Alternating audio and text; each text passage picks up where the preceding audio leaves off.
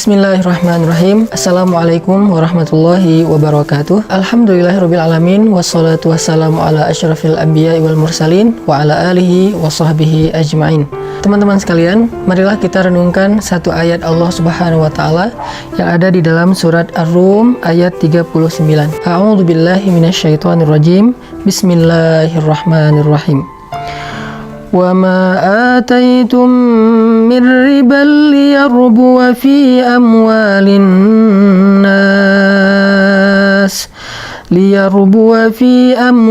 النَّاسِ فَلَا يَرْبُو عِندَ اللَّهِ وَمَا آتَيْتُم مِّن زَكَاةٍ تُرِيدُونَ وَجْهَ اللَّهِ فَأُولَٰئِكَ هُمُ الْمُضْعِفُونَ.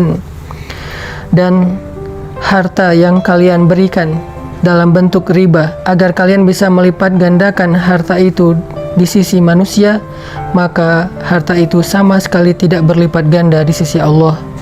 Sedangkan harta yang kalian berikan dalam bentuk zakat atau infak, di mana kalian mengharapkan ridha Allah Subhanahu wa taala, maka mereka itulah orang-orang yang mendapatkan balasan berlipat ganda, atau mereka itulah orang-orang yang hartanya dilipat gandakan. Shadaqallahul azim. Teman-teman sekalian, di dalam ayat ini Allah Subhanahu wa taala menjanjikan kepada kita yang senang melipat gandakan harta lewat investasi, lewat cara-cara yang riba, lewat transaksi-transaksi yang mungkin tidak halal di dalam syariah, maka Allah menawarkan satu transaksi, satu sistem yang bisa melipat gandakan harta kita lebih dahsyat daripada sistem riba. Apa itu? Zakat, infak, sedekah, wakaf di sisi Allah Subhanahu wa taala. Sehingga kita jadi teringat kepada kisah Utsman bin Affan. Ketika Utsman bin Affan datang kepada Nabi SAW di hari saat Nabi SAW menawarkan kepada para sahabat, siapa yang ingin membantu agama Allah dengan hartanya ketika terjadi perang Tabuk. Maka tiba-tiba Utsman datang dan membawa 1000 dinar di dalam pangkuannya. Itu 1000 dinar, angka yang sangat besar, dan itu jumlahnya miliaran rupiah kalau sekarang. Dia datang membawa 1000 dinar yang dibawa dalam pangkuannya, lalu dia duduk di depan Nabi dengan tersenyum, meletakkan 1000 dinar itu di pangkuan Nabi. Sehingga Nabi SAW tersenyum dan memandang Utsman bin Affan dengan wajah bahagia sambil mengatakan, "Ghafarallahu laka ya Utsman, ma asrarta, wa ma a'lanta, wa ma akhfaita, wa ma huwa kainun ila an taqumas sa'ah." Semoga Allah mengampuni dosa-dosamu semua, wahai Utsman, terhadap apa yang engkau sembunyikan, apa yang engkau tampakkan, apa yang engkau rahasiakan, atau apapun yang terjadi di muka bumi sampai terjadi hari kiamat, Allah mengampuni dosa-dosamu. Ini adalah doa Nabi kepada Utsman. Ternyata ketika Utsman memberi 1000 dinar, Allah Subhanahu wa taala membalasnya dengan ampunan dosa seumur hidup, seumur dunia, sampai terjadi hari kiamat. Semua dosanya yang tampak dan yang tersembunyi, yang dirahasiakan atau yang dinyatakan, ini menunjukkan bahwa tidak akan rugi orang yang berinfak di jalan Allah Subhanahu wa taala. Sama sekali tidak akan rugi orang yang memberikan hartanya untuk agama Allah Subhanahu wa taala. Inilah motivasi kita dalam membela agama Allah dan dalam menegakkan syariat Allah. Kita semuanya berusaha untuk berikhtiar, punya saham di dalam tegaknya agama Allah Subhanahu wa taala di muka bumi. Ada yang memberikan tenaganya, ada yang memberikan fikirannya, ada yang memberikan hartanya, ada yang memberikan ilmu dan hikmahnya. Semua yang kita berikan nanti akan Allah balas dengan berlipat ganda.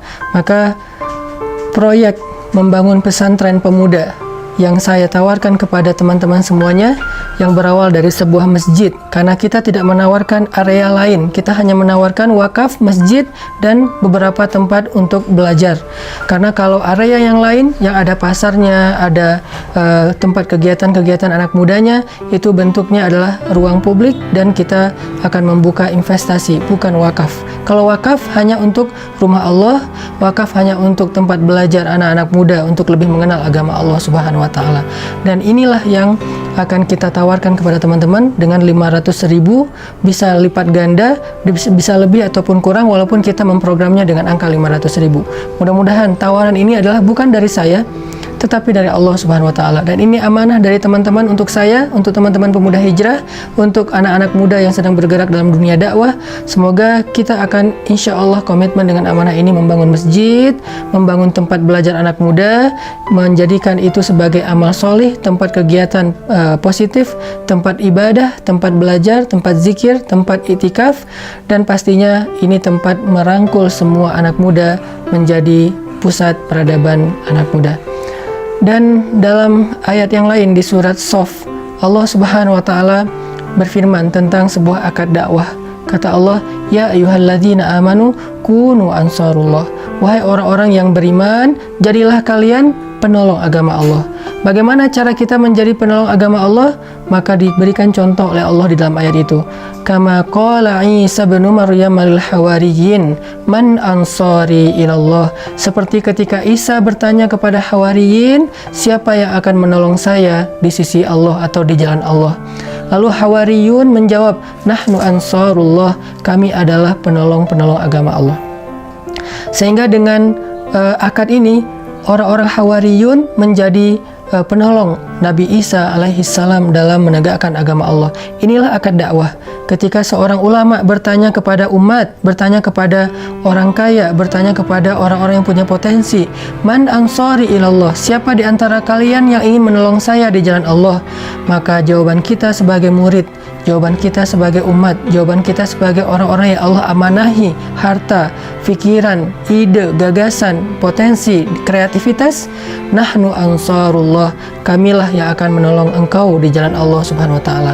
Saya bertanya kepada teman-teman, karena saya seorang dai, saya belajar agama di Kairo, saya ingin membuat sebuah gerakan dakwah anak muda, man ansari ilallah, siapa di antara teman-teman yang mau menolong saya untuk menegakkan agama Allah Subhanahu wa Ta'ala?